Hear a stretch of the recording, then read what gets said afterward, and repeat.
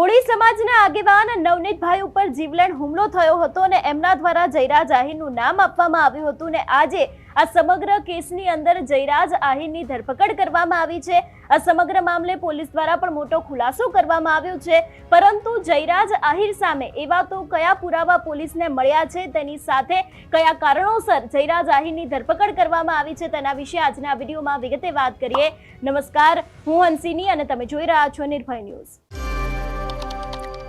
બગદાણા કેસની અંદર જયરાજ આહિરને આજે ફરી એક વખત એસઆઈટી દ્વારા સમન્સ પાઠવવામાં આવ્યું હતું।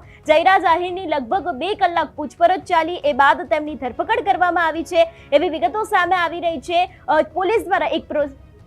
પોલીસ દ્વારા એક પ્રેસ કોન્ફરન્સ કરવામાં આવી હતી ને આની જ અંદર સમગ્ર માહિતી આપવામાં આવી છે।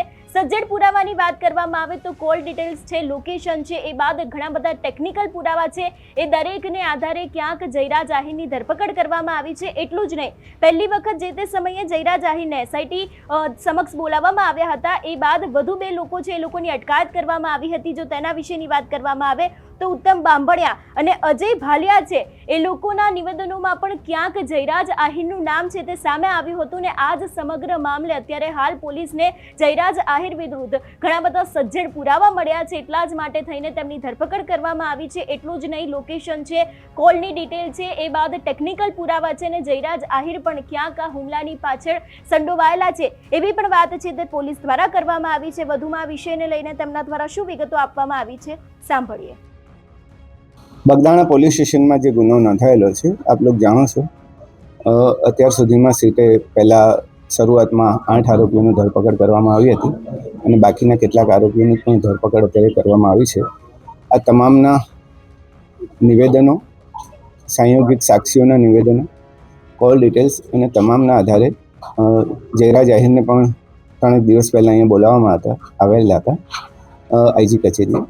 એમની પૂછપરછ ચાલેલી હતી અને ત્યારબાદ પણ બીજા 2 આરોપીઓની ધરપકડ સીટે કરેલી હતી અને તમામ પુરાવાઓને અત્યારે ધ્યાને લેવામાં આવે અને આજે સવારથી જ એસઆઈટીએ સાથે તમામ પુરાવાઓની ચકાસણી કરી હતી અને ચકાસણીના અંતે કેટલીક બાબતો સ્પષ્ટ કરવા માટે જયરાજ આહિરને ફરીથી અત્યારે સમન્સ પાઠવવામાં આવ્યું છે અને સમન્સના આધારે તેમની પૂછપરછ બાદ તમામ એસઆઈટીની ટીમને ચોક્કસપણે લાગ્યું છે કે આમાં પ્રાથમિક પુરાવા પૂરતા છે કે જેમાંથી જયરાજ આહિરની અમે ધરપકડ કરી શકીએ, એટલે આજરોજ એમની ધરપકડ કરવામાં આવી છે। કેવા પ્રકારના પુરાવા જયરાજ આહિર વિરુદ્ધ મળ્યા છે જેને લઈને ધરપકડ કરાઈ છે?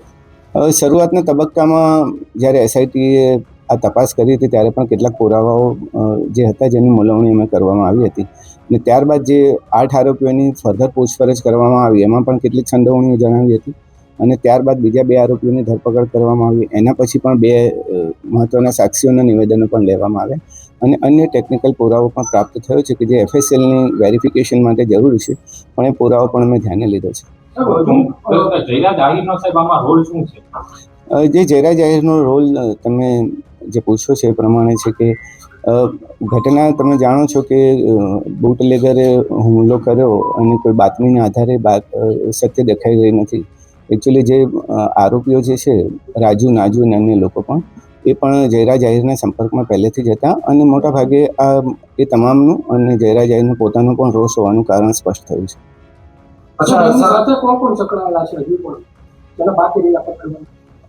અત્યાર સુધીમાં મોટાભાગના આરોપીઓની ધરપકડ કરી લીધી છે। ટેકનિકલ ડિટેલ્સના આધારે પણ શક્ય છે કે કેટલાક આરોપીઓ હજુ મળી શકે અથવા તેમના પુરાવા અમારે વેરીફાઈ કરવા પડશે। સર, તત્કાલીન પીઆઈ ડીવી ડાંગરનો શું આમાં બેદરકારી ભર્યો રોલ છે? એ હજી અંતરંગ વિષય છે, આંતરિક વિષય છે। અમે તપાસ કરી રહ્યા છીએ કે ખરેખર શું થયું હતું એ વખતે। હાલ પૂરતું અમારું ફોકસ ઇન્વેસ્ટિગેશન પર હતું।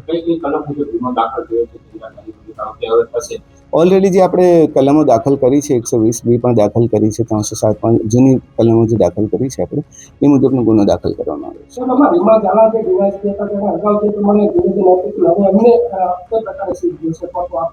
છે। અત્યારે પ્રાથમિક તપાસ એસપી શ્રીને સોંપવામાં આવી છે, એનો રિપોર્ટ છેલ્લા ઘણા સમયથી આપણે જોતા આવ્યા છે કે નવનીત બાલધિયા કેસની અંદર ઘણા બધા વળાંક આવી રહ્યા છે. જયરા જાહીરને જે તે સમયે પહેલી વખત એસઆઈટીએ સમન્સ આપ્યું હતું. એ સમયે તેમની 3 કલાક પૂછપરછ ચાલી હતી. એ બાદ વધુ 2 લોકોની અટકાયત કરવામાં આવી હતી. એ લોકોના નિવેદનોને આધારે પણ ક્યાંક જયરા જાહીરની ધરપકડ કરવામાં આવી છે એવી પણ વિગતો સામે આવી રહી છે. અને મુખ્ય આ જે 2 વ્યક્તિ છે એ લોકોના નામ છે ઉત્તમ બાંભણિયા અને અજય ભાલિયા. તે લોકોની અટકાયત બાદ ક્યાંક હવે જયરા જાહીર છે એમની પણ ધરપકડ કરવામાં આવી છે. આ કેસની અંદર હજી પણ આગામી સમયમાં એસઆઈટીના રિપોર્ટની અંદર પણ નવા ખુલાસા થઈ શકે છે એવી શક્યતાઓ લાગી રહી છે. કારણ કે જે રીતે આપણે પોલીસને સાંભળ્યા, પોલીસ દ્વારા એવું કહેવામાં આવ્યું છે કે એકબીજાને લોકેશન મોકલવામાં આવ્યા હતા. કોલ ડિટેલ્સની અંદર ક્યાંક આ વિષયને લઈને વાત કરવામાં આવી હતી. ઘણા બધા ટેકનિકલ પુરાવા મળ્યા છે. અને બાદ વધુ એક સવાલ પણ ક્યાંક પોલીસને પૂછવામાં આવે છે કે શું આ સમગ્ર હુમલાની પાછળ ક્યાંક જયરા જાહીરનો હાથ છે કે કેમ, તેમના દ્વારા કરાવવામાં આવ્યું છે. તો ત્યારે પણ પોલીસ દ્વારા એવું કહેવામાં આવ્યું છે કે જે બીજા લોકો છે એની જ સાથે જયરાજ આહીરનું પણ નામ અત્યારે હાલ સંડોવાયેલું દેખાઈ રહ્યું છે. એટલે કે ક્યાંક હવે જયરાજ આહીરની સામે કડકમાં કડક કાર્યવાહી કરવામાં આવી શકે છે એવી શક્યતાઓ છે. તમારું શું માનવું છે આ વિષયને લઈને અમને કમેન્ટ કરીને ચોક્કસ જણાવજો. તેની સાથે અમારી ચેનલ નિર્ભય ન્યૂઝને લાઇક, શેર અને સબસ્ક્રાઇબ કરવાનું ભૂલશો નહીં. નમસ્કાર.